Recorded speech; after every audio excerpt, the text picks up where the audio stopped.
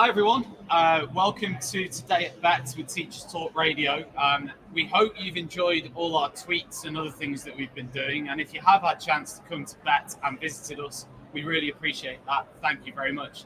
We also want to say a big thanks to our sponsors at Teachers Talk Radio, John Catt and Newline, particularly Newline who we're with here today, who are absolutely fantastic. Now, what we're going to do here is we're just going to talk about our day at the BETT Show. And I've got Al and Jane with me. So Al, if you want to introduce yourself first off, tell people a bit. Hi, well, I'm Al, man of multi hats, I suppose.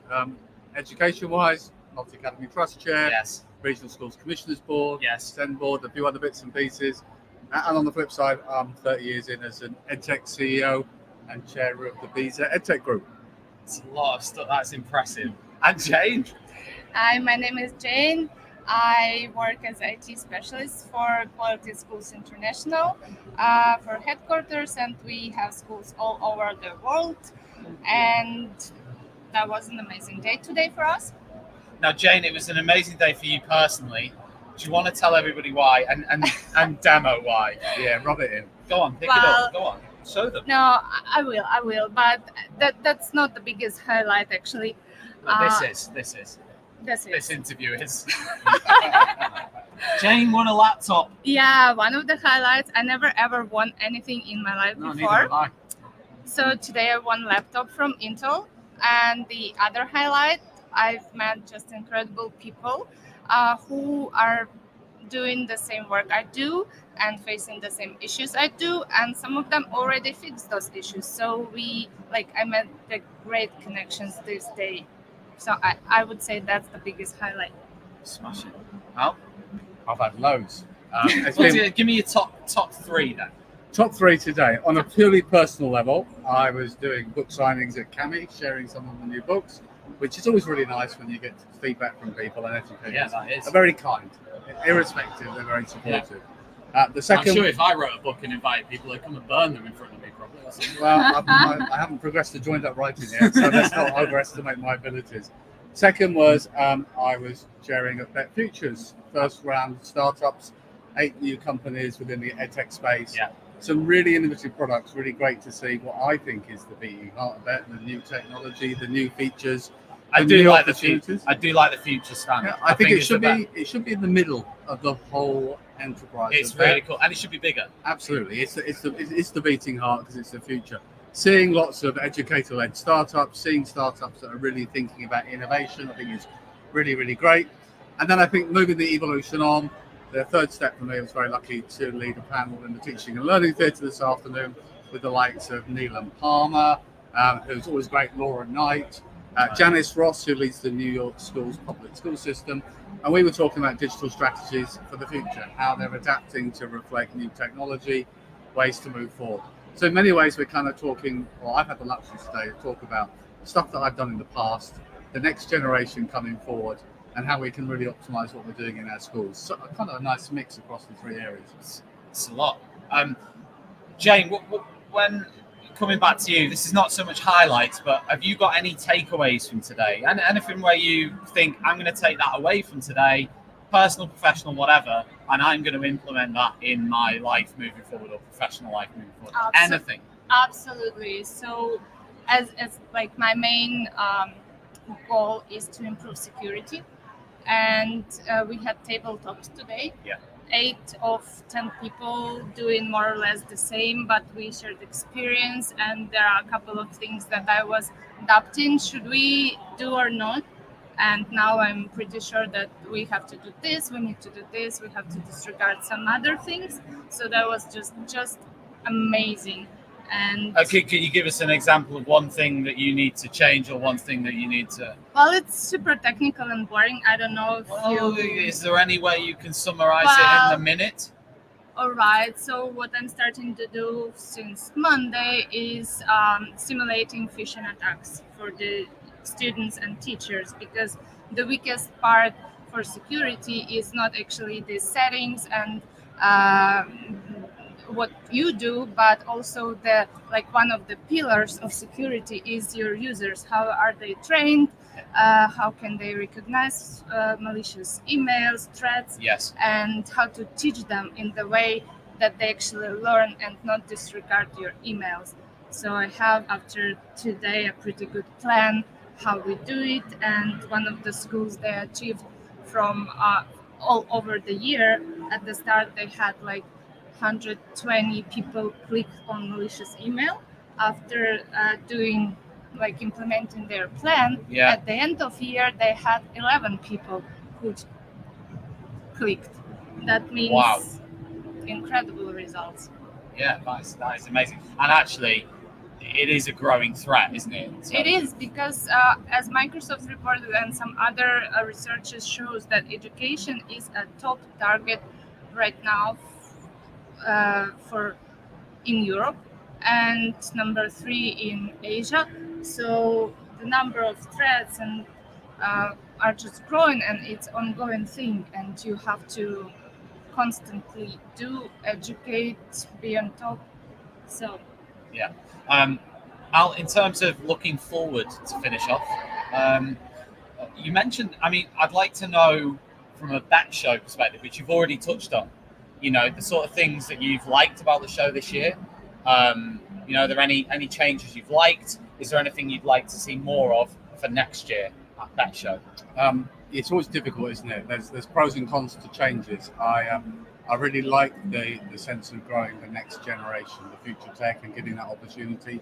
The UK, we've got a really strong education sector, and I think we have to kind of nurture that, particularly when we see new educator-led businesses and really building best practice out of that. I think there's a second step, which is trying to make sure that in our efforts to make the BETT Show viable, we also make it sustainable and accessible for as many people as we can. So definitely working towards building that accessibility that we're doing for the product and for the event as a whole. So those are kind of two strands.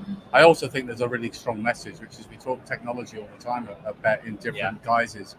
When it comes to looking at our technology, you know, you build your the what we want to do and the why from an internal reflection perspective, your vision and your values, but you build the how based on the strength of the community.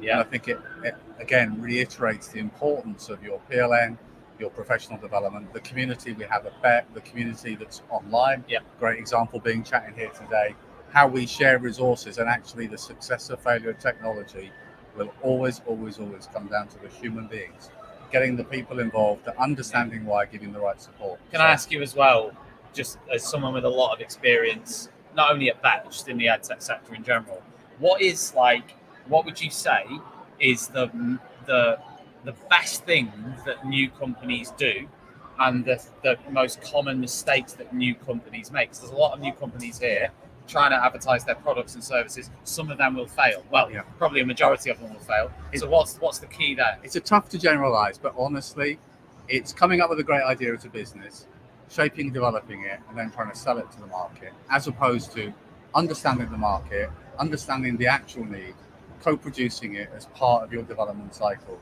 so that when you deliver something, it's actually appropriate and relevant, and you've also got that continuous feedback loop. And in a way, technology with now the cloud-based development platforms means it's actually relatively quick to come to market. Yeah. And if you come to market with a brand and you don't hit the mark, it's really hard to come back again, second and third time, and re-engage. So I think people still don't get the importance of that co-production, that testing through the way with the marketplace. And that sense now that evidence-informed edtech at all strands really means that actually that co-production, that actually, are we saying this does benefit, or are we actually able to measure it in some way? Now, I also think education needs to wake up, because whenever we talk about measures of impact, we always end up getting dragged into progress and attainment.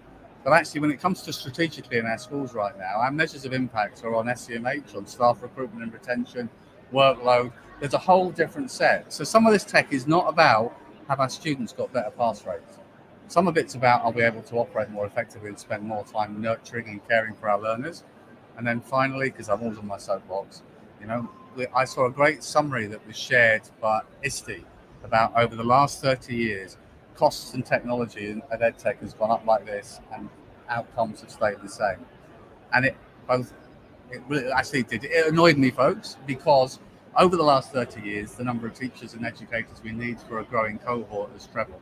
So that curve will always go up in the same way as it would have done if we'd changed the subject to be stationary or uniform. Yeah.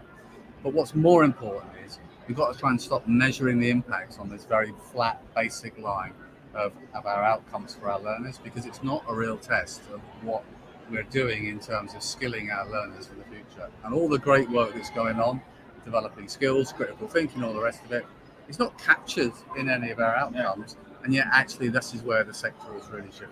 100%. Off my soapbox, sorry. Guys, I'm going to pass these mics now to Hannah and Paul. Hannah, don't do that. I'm going to pass them to Hannah and Paul. We're going to move down this way.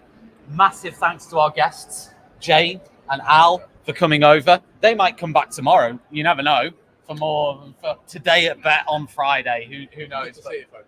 Take care. See you later. Thank you. Hannah and Paul move round. Here's Hannah and Paul. Here they are. Maybe we can get Maxine in as well. There's Maxine. We've been here pretty much all day on our stand. It's been really great. We've met a lot of people. Any highlights for you guys from today? Anything you've enjoyed doing? I've really enjoyed meeting our listeners. We've had so many people that actually come up to us and said they already listen and That's they true. really enjoyed the shows and how up for coming guests they are. So it's really nice to turn some of our listeners to be guests and see what they've had to say. So it's been really great. Yeah, lots of interest in Teacher Talk Radio today, which has been a real privilege to be here. Yeah, definitely. Paul, I anything? think it's just the atmosphere. It's just to be sucked in the whole world of education and to realise that we're a strong and becoming ever stronger voice in education. And the more people listen to Teacher Talk Radio, the better. Absolutely. Now, we are going to be back tomorrow. Oh, and before I leave, I mentioned this at the start. Massive thanks to New Line Interactive and John Catt for supporting all our shows on Teachers Talk Radio. We're going to be back tomorrow for the last day of BETT, which is Friday. And we'll be live here again at 3 o'clock, probably with a different panel. Really enjoyed talking to Al and Jane there. And we had Nadine and George on the day before. So if you want to catch up with that, it's on the YouTube channel there for you to sort of catch up on. If you want to check back anything we've been doing here.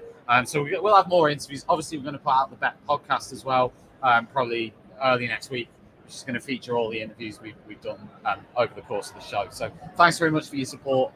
We'll be back again tomorrow. Cheers, everyone.